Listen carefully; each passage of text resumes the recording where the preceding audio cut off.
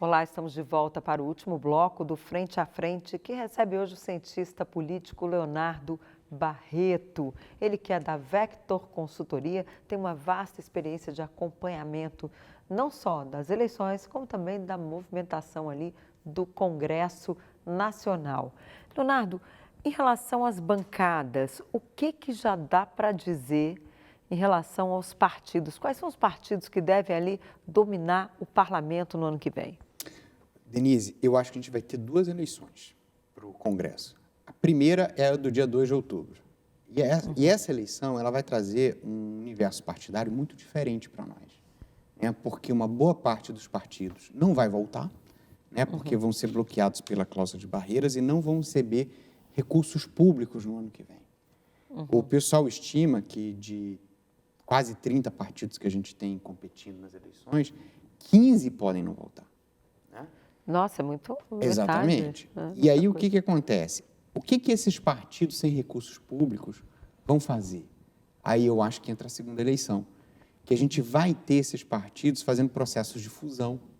Vai ser ali as abóboras se arrumando. Exatamente. Na carroceria, né? E dependendo muito de quem vence a eleição.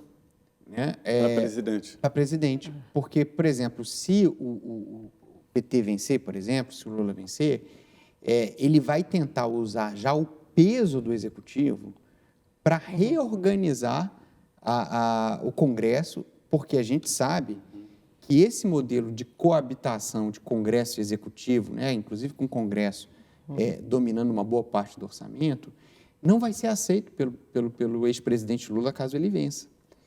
Inclusive, bastidores, enfim, a gente sabe disso, diz que o ex-presidente Lula, se vencer, vai jogar todo o seu ministério para vencer a eleição da Câmara em fevereiro. E destronar Arthur Lira. Exatamente. Pois é, mas aí é que eu acho muito difícil disso acontecer, porque o Lira está muito bem fincado, está com o orçamento secreto, que muita gente chama de emenda do relator, não é dele. E me alertaram o seguinte, que há exemplos onde o presidente pega pesado e perde. É o caso da Dilma, né? Que perdeu para o Eduardo Cunha. Pode repetir, Eduardo Cunha, Severino e outros, né? Exatamente. Então é mais fácil fazer um entendimento com o Arthur Lira do que bancar um novo candidato. Aí que está, é possível. Essa é uma questão que eu acho que está aberta, mas Zé Maria. Arthur Lira foi muito para o lado de Bolsonaro. E o que eu escuto dos petistas, pelo menos, é, olha, com Arthur Lira não vai dar para conversar. Pode ser até alguém do partido dele, aí eles colocam Aguinaldo Ribeiro, que foi ministro da ex-presidente Dilma nesse jogo, mas eles dizem que a preço de hoje, obviamente, lá na frente, a gente não sabe nem se Lula vai ganhar a eleição, mas o que eles querem é um outro nome. Agora, essa crise não vai ser fácil, o Zé Maria lembrou muito bem, para o Lula conseguir ali tirar do Congresso esse orçamento secreto, independentemente se ele ganha com muito voto ou pouco voto, se ele ganha a eleição, vai ser difícil ele tirar esse orçamento secreto Dinheiro vicia, né? Das mãos do parlamento, porque até os aliados do PT querem a continuidade desse dinheiro administrado pelo parlamento, os deputados e senadores indicando onde esse recurso deve ser gasto. Nós teremos aí a primeira crise já contratada na sua avaliação, é isso? Caminhamos para isso, se Lula vencer? Pelo menos o ponto de inflexão está contratado, né? Agora, como que isso vai ser resolvido é aquela história. A gente fala muito, conversa muito com os clientes, que não existe coisa mais perigosa do que combinar jogador velho com regra nova. Essa regra do Congresso, com o Executivo, ela é nova. Ou seja, Lula, que é um jogador velho, exatamente, uma regra nova que é o orçamento. Essa regra foi gestada no governo Bolsonaro. Mas começou a ser gestada lá no governo da presidente exatamente. Dilma, né? Com as emendas ali individuais, depois as de bancada. Na verdade, até antes. A vingança de Eduardo Cunha. Porque a gente tem processos de retomada de poder do Congresso já no governo Lula. Né? É um processo ali longo. Então, assim, não é uma questão... É porque a campanha tende a simplificar demais as coisas, né? Mas não é uma questão de Lira, não é uma questão... Mas hoje, tanto é que quem aprovou esse orçamento foi o Rodrigo Maia. Se você perguntar no Congresso Nacional, está todo mundo satisfeito. Os parlamentares nunca tiveram tanto dinheiro na mão para levar para as E bases. poder. Esses dias uma pessoa notou uma coisa muito curiosa, né? Que o Rodrigo Maia, quando era presidente, cobrava muito o Bolsonaro, o Guedes. Não, mande a reforma, mande a reforma, mande a reforma. O Lira nunca pediu para o governo mandar nenhuma reforma. Pode deixar que a gente faz por aqui Ele mesmo, resolve. né? E essa é a realidade. E o Lira, no discurso de abertura do ano legislativo neste ano, tá lá. Ele diz assim, não me venha com demandas imperiais, Pacote porque o Congresso pronto. não vai recuar das suas prerrogativas. Agora, em compensação, se o Bolsonaro for eleito, eu vou fazer uma aposta perigosa aqui. Eu acho que Por favor. Eu acho que a gente caminha para um semiparlamentarismo. Porque o Arthur Lira já está com essa ideia, né? Ele já está com esse projeto lá, já sobre a mesa, já tirou da gaveta para ver se consegue colocar para frente. Já apresentou. É o semipresidencialismo, o semiparlamentarismo, né? E a gente vai, na verdade, fazer de direito o que, de certa maneira, está acontecendo. O Lula já disse que não quer, né? Exatamente. E funcionou no governo Michel Temer, né? Que o Michel chamava de governo congressual. Congressual, né? Exatamente. E o Senado? A tendência é a reeleição do Rodrigo? O Rodrigo não vai poder. Rodrigo Pacheco? Pode. Aí que está. Tem uma pegadinha Olha. que é o seguinte, ele só poderia se ele estivesse renovando a eleição dele. E ele não vai renovar agora. Embora Como seja... assim? Se ele fosse candidato a senador de novo. Exatamente. Mas isso aí vai parar lá no Supremo, né? Vamos perguntar depois para os universitários. Eu também quebrei muito a cabeça, mas... Já analisou? Mas é que o entendimento ele tem mais 4 anos de mandato, né? Pois é, mas aí... Mas isso já aconteceu. Já tem precedente. Em outros já tem precedente aí. É só a gente estudar direitinho. Vamos estudar, mas nos casos que a gente levantou, eram senadores que estavam renovando mandato. ACM. Renan. ACM, Sarney, Renan. Mas vamos deixar em aberto, pedir desculpa para o nosso telespectador, mas a princípio o debate é esse. Vamos estudar isso. Pode voltar com a resposta no próximo programa. Ou seja, o poder do Supremo, né? Mais poder para o Supremo definir, né? Definir, porque isso aí certamente vai ocasionar uma disputa, né? Exatamente. Alguém vai fazer um questionamento lá. Por isso que ele está agora, pelas projeções O Rodrigo está tanto cuidando do Supremo. Agora, pelas projeções de eleição, o que a gente vai ter lá é PL e PSD com as duas maiores bancadas, né? com 11 senadores cada um, mais ou menos, é o que a gente está vendo. O PT em segundo com 9. E o MDB? O PT em terceiro com 9. E o MDB, que hoje tem ali a maior bancada? Vai para 7, vai ficar na quarta bancada. Então, logo, não vai ter aquela coisa de querer retomar a presidência, né? Porque isso é, inclusive, o plano de Renan Calheiros. Não deve acontecer. Retomar a presidência do Senado. Não deve acontecer. Ser candidato. Não, vai ficar ali entre o PSD e o PL. E isso é bom, né? Dá uma girada boa no Senado Federal, né? Que sempre foi ali do MDB, dos velhões. Olha, a gente está vivendo mudanças de circulação de elites muito importantes no Brasil. A gente tem que prestar muita atenção, porque, de novo... Todos os estados que nós falamos aqui, olha, tem circulação de elites. Se a gente chegar em março, abril do ano que vem, a gente já vai ter uma estrutura partidária muito diferente do que a gente elegeu em outubro, por causa desse processo de fusão que a gente vai ter. De junção, vai chegar ali... Tem algum fator que propicia isso, essa mudança de elite? Acho que tem uma questão geracional. Assim, o pessoal passou da idade também, né? Acho que tem essa questão. Mas a gente também tem a mudança da estrutura de poder no Congresso Nacional, que fortaleceu pessoas que até ontem estavam no baixo clero. O Kassab se posicionou muito bem para substituir o MDB, né, como esse partido. Pois é, né? E ele, ao ficar fora da eleição presidencial, ele está jogando ali nos estados para fazer bancada, eleger senador, eleger deputado. Entregou o PSD para o Bolsonaro em São Paulo e para o Lula em Minas. E para o Lula em Minas e para Ciro Gomes no Rio de Janeiro, né? Porque ficou lá quem ganhar terá Kassab. Quem ganhar tem Kassab, né, no governo, de alguma forma ali. Como é que se dá esse processo? Eu tenho a impressão que isso é mundial. Eu tenho observado em outros países também, há uma mudança, né? Como é que é esse processo de liderança? Ele tem uma lógica? Ele tem.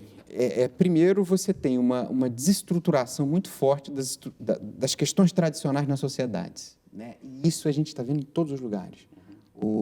Tem um livro chamado O Fim do Poder, de Moisés Naim, mostrando como mudanças sociais, mudanças na área de comunicação têm tornado muito difícil manter as estruturas. O Fim do Poder, de Moisés Naim, que foi editor de uma revista internacional chamada Foreign Policy, mas as colunas dele também são publicadas no Estadão. É um intelectual internacional muito importante. Aqui no Brasil a gente chama café frio. Café frio. Café frio.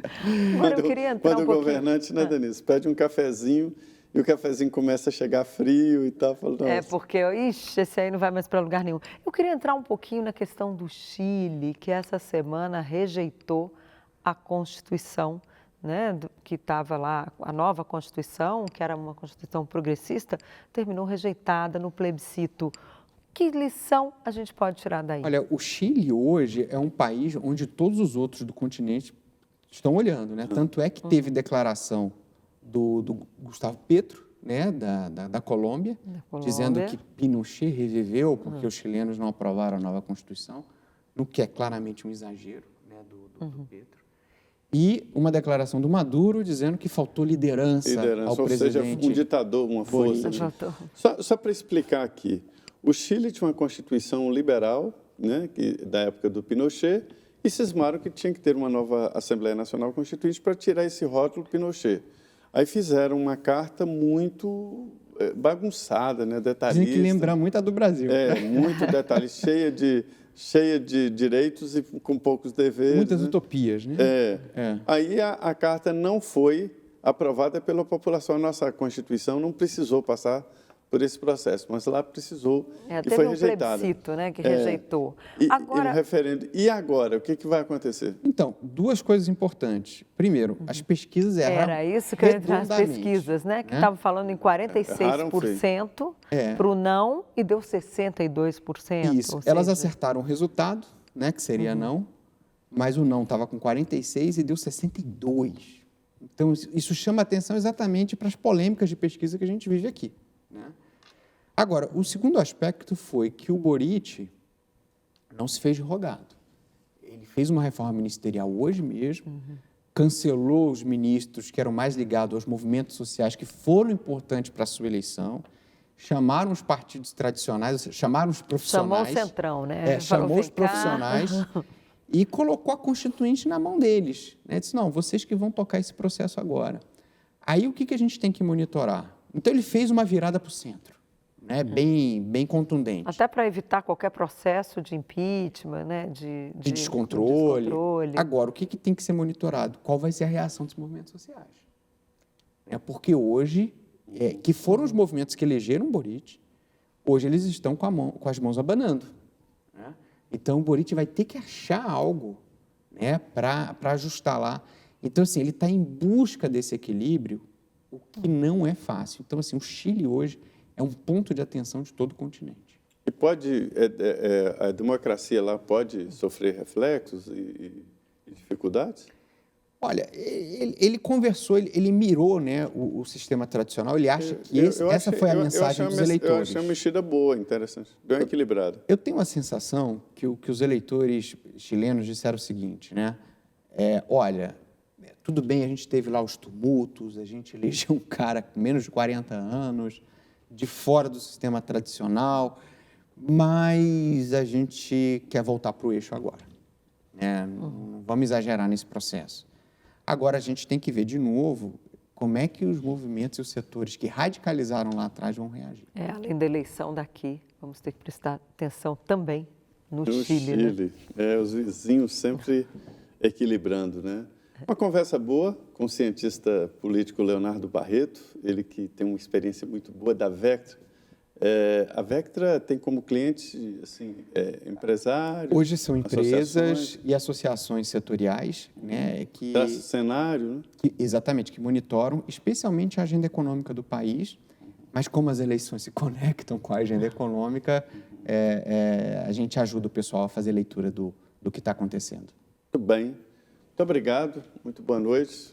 Boa a sua participação aqui no Frente a Frente. É sempre um prazer, eu sou fã de vocês e fico muito feliz com o convite. Muito bem. Isso é uma mesa redonda muito boa, muito ativa, né? E aqui está minha parceira de sempre, Denise Rotenburg. Muito boa noite, Denise. Boa noite. Boa noite, Leonardo. Obrigada por ter aceito o nosso convite. Já fica o convite para você voltar ao Frente a Frente. Tão logo acabe essas eleições, vai ser muita leitura para a gente fazer daqui 3 semanas, né? Já teremos aí a composição do novo Congresso, do novo Senado, que isso a gente sabe que liquida tudo no primeiro turno mesmo, só tem um turno para senador e deputado. Então nós vamos ter muita informação e muita notícia aqui, né, Zé Maria? E a você que nos assistiu, muito obrigada, boa noite, até a semana que vem. Pois é, excepcionalmente, esse programa foi gravado, né? Hoje é a data nacional, 7 de setembro, uma grande manifestação em todo o país. Espero que você tenha gostado dessa nova pegada do Brasil, mais nacionalista, né? Eu costumo dizer que, a partir de agora, o 7 de setembro nunca mais será o mesmo, né? A gente vai trazer o 7 de setembro para a atividade política mesmo, não adianta. Quero agradecer muito, muito boa noite, obrigado por nos acompanhar aqui no Frente a Frente. E até a semana que vem. Continue aqui na Rede Vida. Começa agora o Jornal da Vida, jornal bom, com as notícias nacionais e internacionais. Até mais.